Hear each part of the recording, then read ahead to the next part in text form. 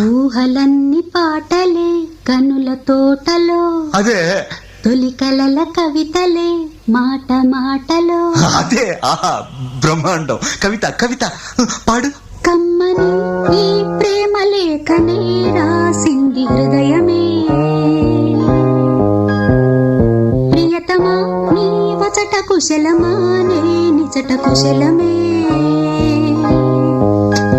ఊహలన్నీ పాటలే కనుల తోటలో, తొలి కలల కవితలే మాట మాటలో.